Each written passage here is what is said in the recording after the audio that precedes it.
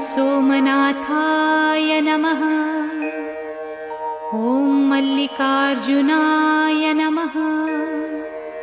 ॐ महाकालेश्वराय नमः। ॐ ओंकारेश्वराय नमः।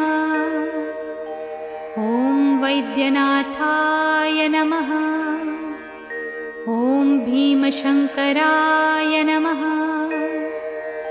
ॐ रामेश्वराय नमः।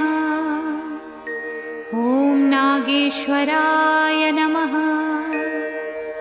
ॐ विश्वेश्वराय नमः। ॐ त्र्यंबकेश्वराय नमः।